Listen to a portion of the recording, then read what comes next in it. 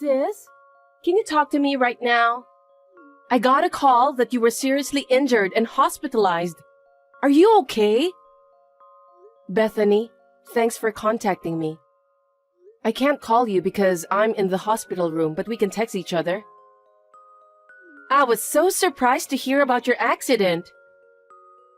I was surprised too. Maybe I'm the most surprised here. So, how are you feeling? I'm fine, but I broke my leg, or more precisely, the bone near my femur. I'm going to be in the hospital for a while. Even if I get out of the hospital, I'll have to move from one hospital to another for rehabilitation. It's going to be a long time. I see. How's the pain? It's just after the accident, so I'm still in a lot of pain. But I'm in the hospital, so I can tell the nurses to help me get rid of the pain. Just listening to what you told me, it sounds like it hurts so much. Let me know if there's anything I can do for you. Yeah, thanks. I'll let you know if I need your help.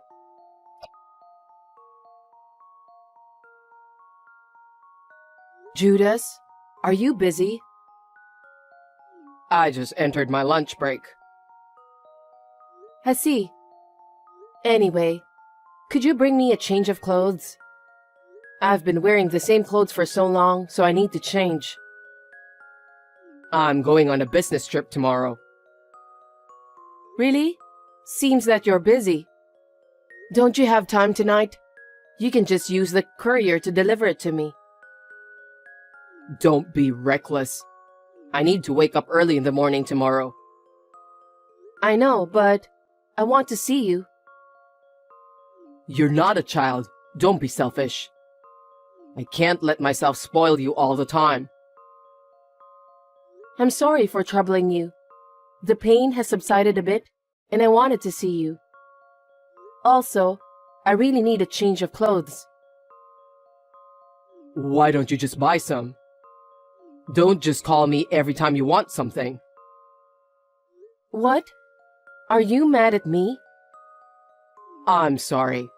I've been so busy that I just got irritated. Sorry for that. I'm also annoyed when you apologize in such a deliberate manner. Then, what should I do? I'm still a wounded person, so please give me a little more help. Except for emergency call, I want you to stay quiet and recuperate. Isn't that too cold? I didn't get hurt because I wanted to. You should be a little more concerned about me. It's not that I'm not worried. Judas, you were so nice to me before.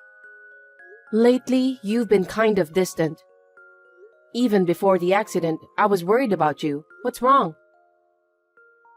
Nothing. I'm just busy with work. I know that your work has gotten busier. You've been working more overtime hours than before. I always felt lonely whenever I cooked dinner and waited for you alone. Can you stop talking about that now?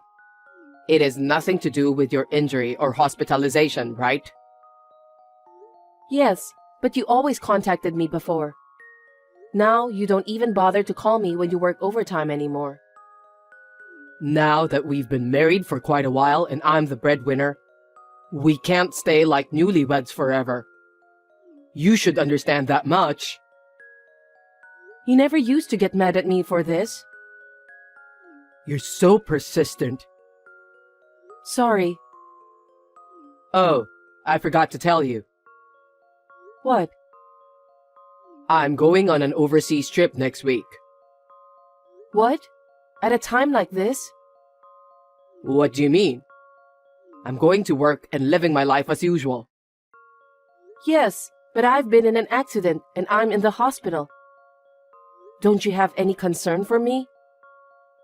I do worry about you, but my co-workers invited me on a golf trip. I'm kind of living a single life now, so I said yes with a light heart.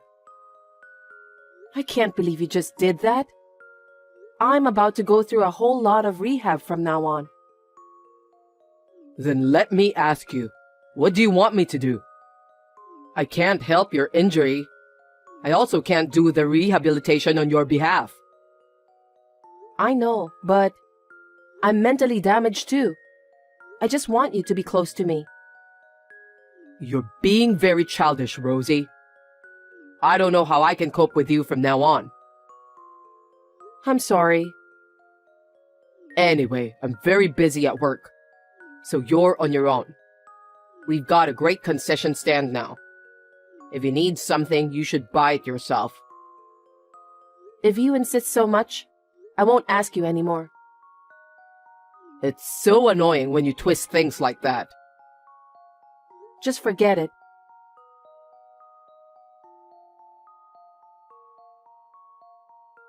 Bethany, can I have a word?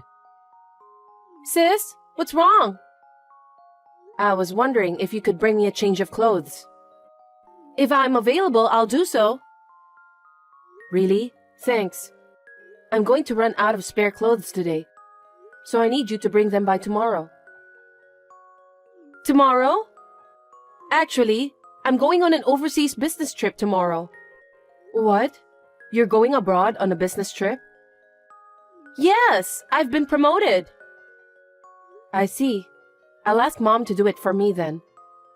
I'm sorry. Never mind. It can't be helped since you're working too.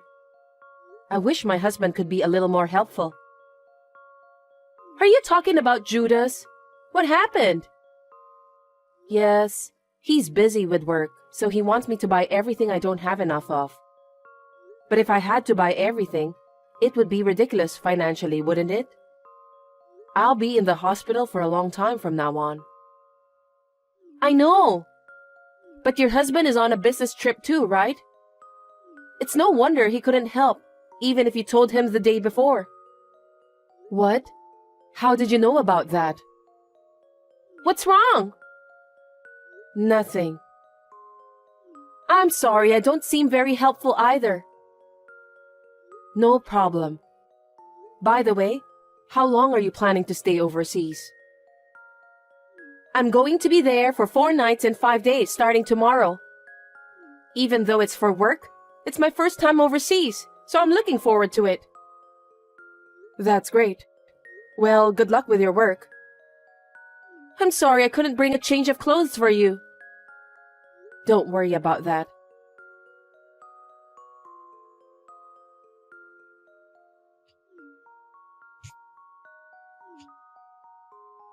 Sis? Please, it's urgent. Bethany, is that you? What's wrong?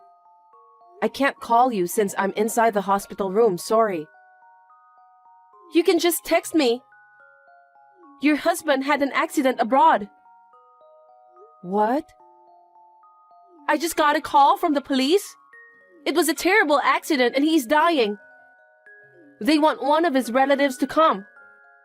But you're in the hospital, so I'll go on your behalf. What do you mean he's dying? I don't know, so I'll go anyway to check on him. Bethany, wait a minute.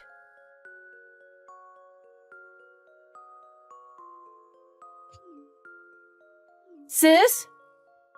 I told you I can't answer your call, didn't I?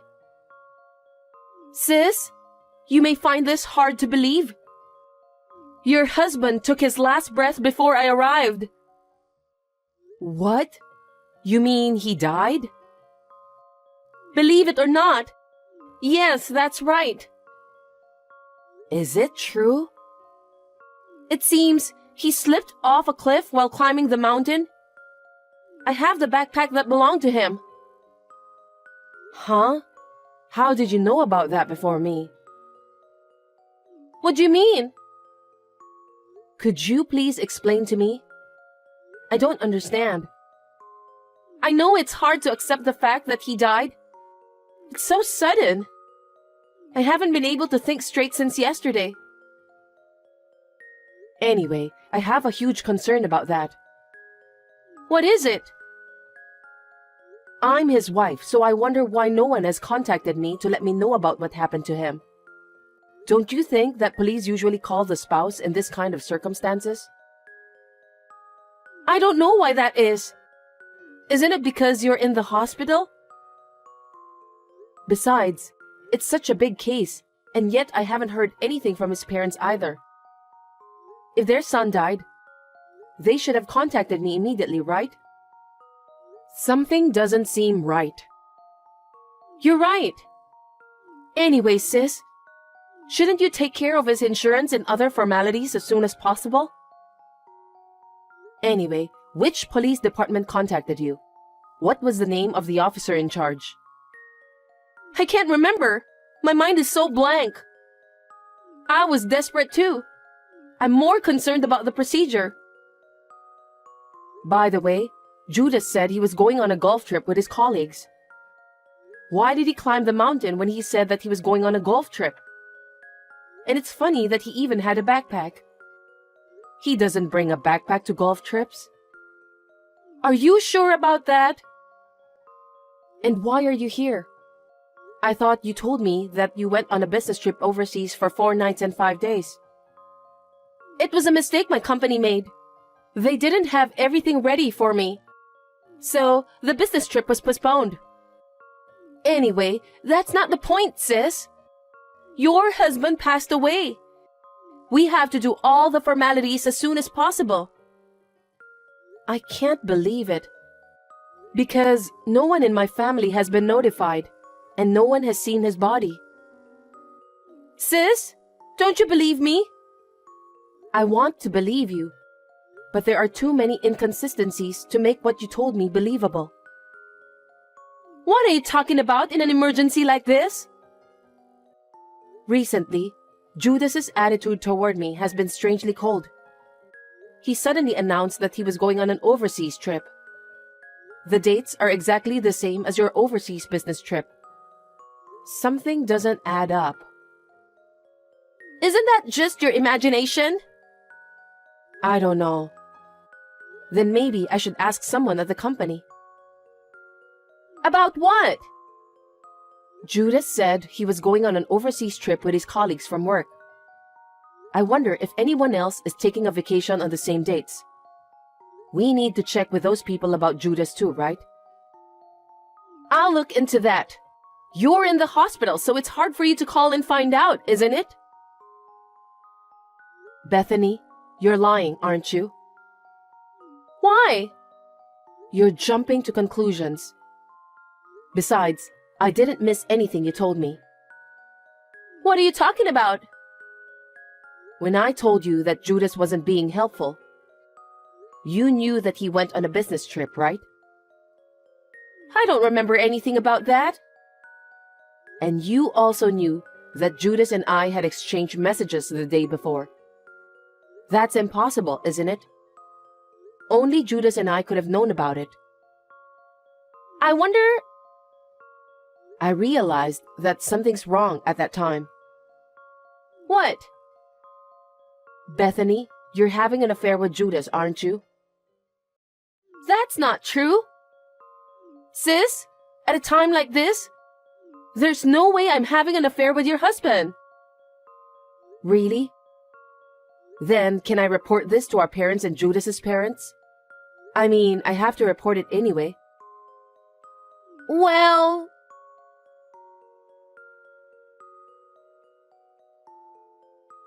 Hey, Rosie. You're such a nasty woman.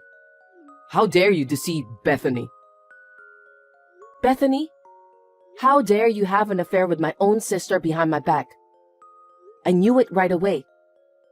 Why don't you come up with a better plan? It's none of your business. What do you mean? I'm hurt and I've been through a lot of difficulties. But you were going for an affair trip with my sister. You must be kidding me.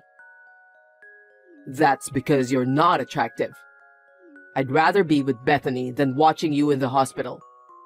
You need to consider my feelings. When did you become such a heartless person? It's crazy to think that you were trying to erase yourself from the world. I don't care about that. You shouldn't have done that. You faked it because you didn't want to pay alimony since you were having an affair. You thought that if you were gone before the affair was discovered, you wouldn't have to pay alimony. It's really childish of you to think that way. Shut up. This is what happened because you didn't take care of yourself, right? Huh? This happened because you tried to depend on someone else. I don't understand what you're saying. I told you to buy it yourself if you need something. And then you tried to get Bethany to bring your clothes for you. You got yourself into this mess. What a dumbfounded reason. You're so pathetic that I'm about to cry just by hearing you blabbering nonsense. I wonder why did I marry someone like you? Well, you made your own choices and you deserve what's coming to you. I've always been the way I am. You cried and said you loved me. So I married you out of pity. And you have a good income. So it wasn't that bad. But you got carried away. That's terrible. Is that why you married me? That's right. When I heard you are going to be in the hospital for a long time, I thought you'll lose your income. So I have no reason to stay together with you. And now that Bethany is here, I had no choice but to divorce you. You were thinking about such a terrible thing? It would be a waste to pay alimony to a woman like you. That's why I thought of a way to avoid paying alimony. I didn't know you were that much of a scumbag. You were able to experience the joys of marriage, even though it was only for a little while. Be thankful for that. Hey, that's rude. A lame girl like you isn't popular among guys. You should be thanking me for getting married to you. What kind of scum are you? I'll never forgive you. I'm going to be together with Bethany. I don't need you to forgive me. Okay then. As soon as Bethany started nagging me, I contacted an investigation agency and had them gather evidence. Even this communication is one of those evidences. Investigation agency? Yes, that's right. I have a picture of you and my sister walking happily, holding hands in the departure lobby of the airport. Thank you for leaving us so much evidence. I'll ask my lawyer to take care of the rest. I don't think I'll have any trouble. Look, I'll pay you the alimony. In exchange, will you plead out to both parents about what happened with Bethany? Huh? What do you mean? Both parents are furious. Even if it's good for me, I feel sorry for Bethany. She said that her parents will cut ties with her. That's what I heard too. Then what you have to do is to fix the story for Bethany's sake. Why? You're her sister, right? Aren't you supposed to help your sister out when she's having a hard time? Don't be silly. Who do you think is the victim here? I was seriously injured and spent a long time in the hospital while enduring pain and suffering from the rehabilitation. But you didn't even come to visit me. To top it all off, you were having an affair with my own sister. If my injuries don't heal, I'll sue you for inflicting injury. Huh? I didn't cause your injuries. You inflicted emotional distress on me when I was injured. If the injuries don't heal as a result, then you're guilty of inflicting injury, right? And of course, I'll get compensation for that. What a nasty woman. You're ripping me off. That's quite the thing to say. I'd be depressed too if you said that much. Well, I'll never forgive you and Bethany for sure. What? How could I possibly forgive you after being told that much? Luckily, I'm really glad that my in-laws are sensible people. They seem to be taking this matter very seriously. They won't even talk to me. What did they say? They say they'll pay the alimony in the lump sum and make sure you won't run away. Your parents said that they're going to make you work and pay for the money they have paid on your behalf. Oh no. I've given my parents-in-law the contact information for the lawyer. I'm sure they're working things out with both sides. Don't underestimate me that I'm not capable of doing anything just because I'm in the hospital. Besides, I heard you're building a house right now. How do you know that? I told you, I had the investigation agency check it out. You probably started the construction because you were hoping for the insurance money. Are you stupid? There's no way that such an obvious cover-up story would work. There's no way you'll get the insurance money. That's a lie. Then where are we going to live? I'm getting divorced, so I don't care about that. Why don't you talk to Bethany instead? You were supposed to live together with her, right? There's no way I can talk to Bethany about that. She's much younger than me. I see. Seems that you are too proud to do that. I've had enough. But if you're getting a divorce, there's the division of property. Huh? Stop talking nonsense. The savings I have now are what I saved when I was single. What you saved before marriage is not included in the property division. You started saving after we were married, remember? I did save money, but you spent it all. On such things as golf, cars, business suits, and so on. You're lying. I'm not lying. It's obvious if you see the savings account in your shopping history. So what am I supposed to do? I don't know. I said I'm divorcing you, so just be prepared for that. You can handle the rest on your own. You're the one who did this to yourself. No way. Then let me tell you, building that house was also Bethany's wish. She said she'd make the down payment with me, so I stepped in. In the end, I found out that she didn't have a penny saved up. That's one of the reasons we planned this. I knew it. That girl has zero financial sense since she was a little girl. Really? She spent everything she had and borrowed money from her parents many times. I wonder if her personality will ever change. I hope she didn't borrow money elsewhere after our parents got mad at her. You're kidding, right? What are we supposed to do? I don't know. Why don't you discuss with Bethany? Don't be so cold. You're my wife and her sister, right?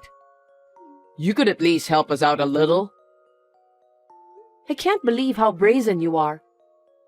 When I was in the hospital with an injury and feeling sad, you didn't even show me any kindness. On top of that, you were having an affair with my own sister. I'm not going to do anything to help both of you. Let's talk about the rest through a lawyer. Tell that to Bethany too. Please, don't do this to me. Well then, take care.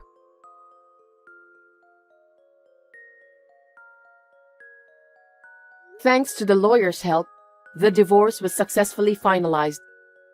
I got both Judas and Bethany to pay me alimony for the affair. There was plenty of evidence of the affair, such as pictures and talk history, so they had no choice but to admit to the affair.